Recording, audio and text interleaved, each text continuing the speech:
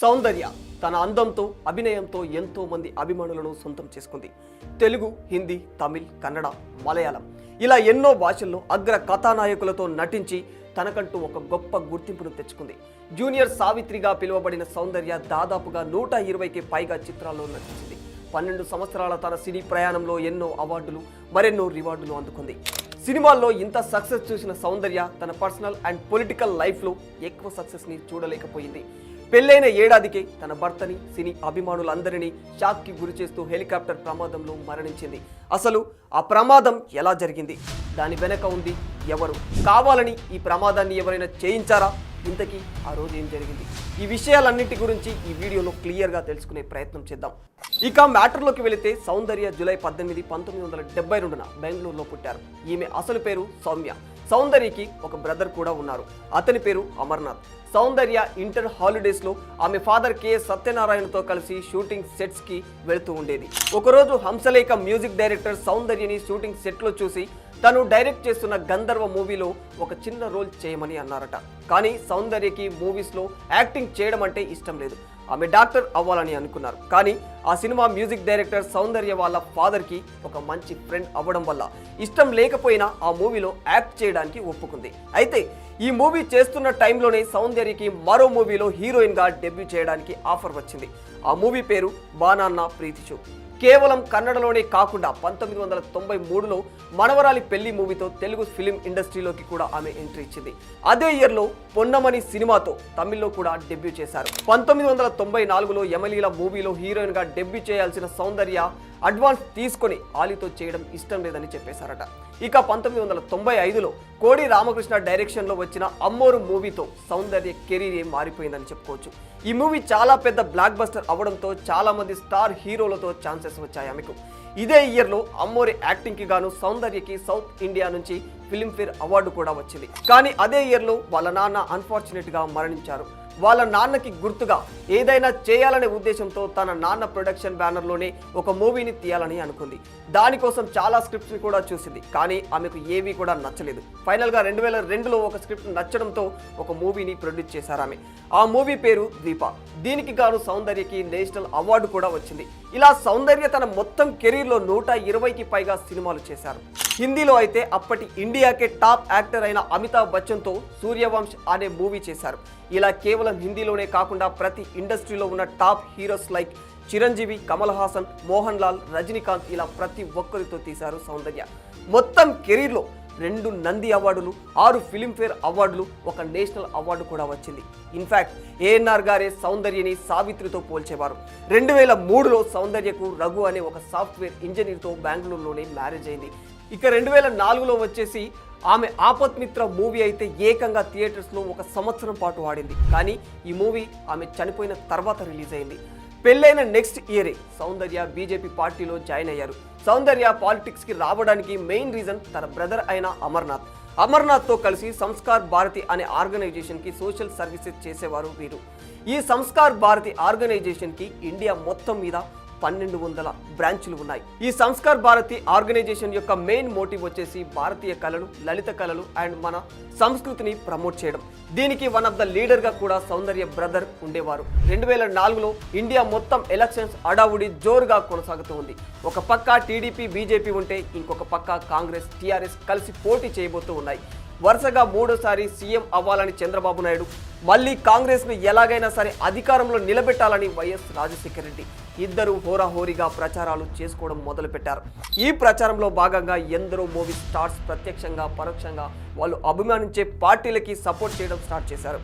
ఆ టైంలో సౌందర్య బీజేపీ పార్టీలో జాయిన్ అవ్వడం వల్ల ఆ పార్టీ తరఫున కరీంనగర్ ఎంపీ క్యాండిడేట్ విద్యాసాగర్కి సపోర్ట్ చేయడానికి బెంగళూరులో ఉన్న జక్కూర్ ఎయిర్పోర్ట్ నుంచి ఒక హెలికాప్టర్లో కరీంనగర్కు బయలుదేరారు. హెలికాప్టర్ స్టార్ట్ అయిన ఒక 15 నిమిషాలకే చాలా మిస్టీరియస్గా క్రాష్ అయిపోయింది. దీనివల్ల సౌందర్య గారు చనిపోయారు. ఈ యాక్సిడెంట్లో కేవలం సౌందర్యనే కాకుండా pilot Philips and Soundarya brother అయిన అమర్నాథ్, బీజేపీ క్యాండిడేట్ రమేష్ కాడం కూడా ఉన్నారు. ఈ హెలికాప్టర్ పేరు వచ్చేసి సెస్నా E180. దీన్ని అగ్ని ఏరోస్పోర్ట్స్ అడ్వెంచర్స్ అకాడమీ నుంచి రెంటుకు తీసుకున్నారు. మనం కరెక్ట్గా చెప్పుకోవాలి అంటే అది ఏప్రిల్ 17, 2004 ఉదయం 11 అవుతుంది. హెలికాప్టర్ స్టార్ట్ అయ్యి 50 అడుగుల ఎత్తుకు ఎగిరింది. ఇక పైకి వెళ్లే కొద్దీ ఏం జరిగిందో తెలియదు. ఎంత స్పీడ్తో పైకి వెళ్ళిందో దానికి డబుల్ స్పీడ్తో క్రాష్ అయిపోయింది. ఈ క్రాష్ అనేది ఎయిర్పోర్ట్ పక్కనే ఉన్న యూనివర్సిటీ ఆఫ్ అగ్రికల్చర్ సైన్స్లో జరిగింది. మరో విషయం ఏమిటంటే ఈ క్రాష్ జరిగేటప్పటికి సౌందర్య వాళ్ళ ఫ్యామిలీ మెంబర్స్ మొత్తం కూడా ఇంకా ఎయిర్పోర్ట్లోనే ఉన్నారు. దీన్ని బట్టి ఆ హెలికాప్టర్ ఎంత ఫాస్ట్గా క్రాష్ అయిపోయిందో మనం అర్థం చేసుకోవచ్చు. క్రాష్ అయిన 3 అవర్స్ వరకు ఆ బాడీస్ మండుతూనే ఉన్నాయి. సౌందర్య ఎంత దారుణంగా చనిపోయారు అంటే ఆమె వాచ్ లేకపోతే కనీసం ఆమెను గుర్తించడం కూడా కష్టమయ్యేది. ఆ చెయ్యి వాచ్ని బట్టి ఆమె బాడీని గుర్తుపట్టారు. అంతేకాక సౌందర్య తల అయితే మొండెం నుంచి వేరైపోయింది. మరో విషయం ఏమిటంటే ఆమె చనిపోయే టైంకి ఆమె 2 months ప్రెగ్నెంట్ కూడా. ఈ క్రాష్ అవ్వడానికి మొదటిసారిగా ఒక గవర్నమెంట్ ఎంప్లాయీ చూసి దగ్గరికి వెళ్ళాడు. ఆ తర్వాత ఇన్ఫర్మేషన్ అందరికీ తెలియడంతో అప్పటి కర్ణాటక సీఎం ఎంఎస్ కృష్ణ గారు ఈ స్పాట్కి వచ్చారు. అంత్యక్రియలు కూడా అదే రోజు రాత్రి 8 గంటలకు బెంగళూరులో ఉన్న రాజాది ఘాట్లో చేశారు.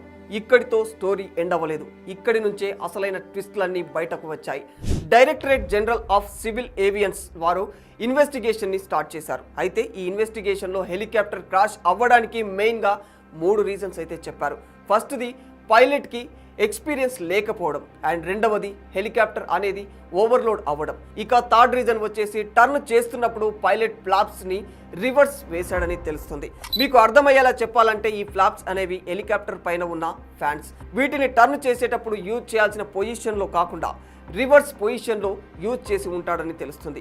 ఇక్కడే చాలా మంది DCA పైన కొన్ని క్వశ్చన్స్ కూడా రైజ్ చేశారు. ప్రతి ఎయిర్ క్రాఫ్ట్లో బ్లాక్ బ్యాగ్స్ని కూడా యూజ్ చేయాలి కదా, వీటిలో ఎందుకు యూజ్ చేయలేదు? నిజానికి ప్రతి ఎయిర్ క్రాఫ్ట్లో 2 బ్లాక్ బాక్సెస్ ఉంటాయి. ఫస్ట్ది వచ్చేసి ఫ్లైట్ రికార్డర్. దీంట్లో ఎలాంటి ఇన్ఫర్మేషన్ ఉంటుందంటే ఆ ఎయిర్ క్రాఫ్ట్ అనేది ఎంత స్పీడ్తో వెళ్ళింది, ఎంత హైట్లో వెళ్ళింది, అండ్ ఎంత డిస్టెన్స్లో వెళ్ళింది అని. సెకండ్ది వచ్చేసి కోకోఫిట్ వాయిస్ రికార్డర్. దీని దగ్గర ఎలాంటి ఇన్ఫర్మేషన్ ఉంటుందంటే పైలట్ గ్రౌండ్ కంట్రోల్ రూమ్తో మాట్లాడిన ప్రతి మాట దీంట్లో రికార్డ్ అయి ఉంటుంది. ఎలాంటి సిచ్యువేషన్లో అయినా దీంట్లోని డేటా అసలు నాశనం అనేది కాదు. మరొకటి ఏంటంటే QCM టెస్ట్ అనేది ఎందుకు చేయలేదు? ఇక్కడ QCM అంటే quality control management. QCM test అనేది ప్రతి ఎయిర్ క్రాఫ్ట్ టేక్ ఆఫ్ అయ్యే ముందు తప్పనిసరిగా చేస్తారు. లేకపోతే వాటిలోని ప్రాబ్లమ్స్ అనేవి మనకు తెలియవన్నమాట. అంతేకాకుండా ఒక VIPని తీసుకెళ్లాలంటే ఎక్స్పీరియన్స్ ఉన్న పైలట్ని పెట్టాలి.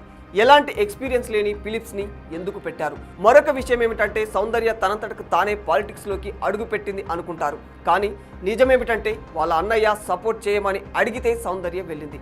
ఇన్ఫ్యాక్ట్ సౌందర్య అన్న అయిన అమర్నాథ్ 1919 నుండే బీజేపీలో ఒక క్యాండిడేట్గా ఉన్నాడు. వాళ్ళ అన్న రాజకీయాల్లో ఉండటం వల్ల ఆమెని ప్రచారానికి తీసుకెళ్లాడు. అలాగే ఆమె కరీంనగర్లో విద్యాసాగర్ రావు గారు కంటెస్టెంట్ చేస్తున్నప్పుడు జక్కూరు నుంచి చార్టర్డ్ ఫ్లైట్లో బయలుదేరారు. నిజానికి అగ్ని ఏవియేషన్స్ మీద స్ట్రాంగ్ ఇన్వెస్టిగేషన్ చేయకపోవడానికి మెయిన్ రీజన్ ఏంటంటే ఈ అకాడమీ అనేది ఒక IAS కొడుకుకు చెందింది. అతని పేరు అరవింద్ శర్మ. మరొక విషయం ఏమిటంటే ఈ అకాడమీ నుంచి most of the second handed air క్రాఫ్ట్నే యూజ్ చేసేవారు. ఈవెన్ సౌందర్య ఎక్కిన హెలికాప్టర్ కూడా 54 సంవత్సరాల క్రితందే. ఇకపోతే సౌందర్య గారిని పొలిటికల్ సింపతి కోసమే యూజ్ చేసుకొని చంపుకున్నారా అనే అనుమానాలు కూడా ఉండేవి. సౌందర్య డెత్ పైన మరికొన్ని కాంట్రవర్సీలు కూడా ఉన్నాయి. తన భర్తే తనని ఆస్తి కోసం చంపుకున్నాడని కొందరు వ్యక్తులు అంటుంటే, లేదు మోహన్ బాబు చంపారని మరికొందరు ఆరోపించారు. దాదాపు 20 ఏళ్ల క్రితం చనిపోయిన సౌందర్య మరణం వెనుక మోహన్ బాబు హస్తం ఉందంటూ ఖమ్మం జిల్లా వాసి అయిన ఎదురుగట్ల చిట్టివల్లు అనే వ్యక్తి తాజాగా ఖమ్మం కలెక్టరేట్కు, ఖమ్మం రూరల్ పోలీసులకు ఫిర్యాదు చేశాడు. దీంతో సౌందర్య మరణం వెనుక నటుడు మోహన్ బాబు హస్తం ఉందని వస్తున్న ఆరోపణలకు ఆమె భర్త రఘు స్పందించారు. మోహన్ బాబుతో తమకు ఎలాంటి ఆస్తి గొడవలు లేవని, సౌందర్య మరణం ప్రమాదవశాత్తు జరిగిందేనని చెప్పుకొచ్చారు. ఇక ఇలాంటి సీరియస్ మ్యాటర్లో కూడా ఒక సిల్లీ కాంట్రవర్సీ నడిచింది. ఆపత్ మిత్ర మూవీ తీస్తున్న టైంలో చంద్రముఖి ఆమెను ఆవహించిందట. ఆ సమయంలోనే చంద్రముఖి ఆమెను బలి తీసుకుందని కొందరు అంటుంటారు. నిజానికి ఈ మూవీ ఆమె చనిపోయిన తర్వాత రిలీజ్ అయింది. సేమ్ ఇలానే ఆపత్ మిత్ర 2 రిలీజ్ అవ్వకముందు విష్ణువర్ధన్ కూడా చనిపోయారు.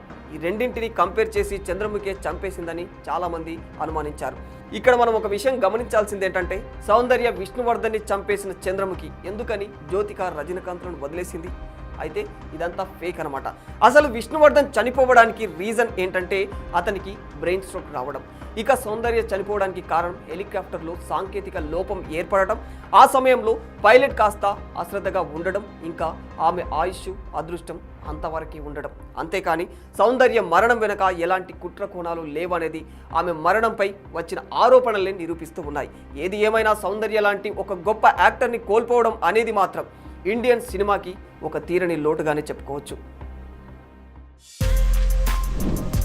For more videos like this, subscribe Big TV channel.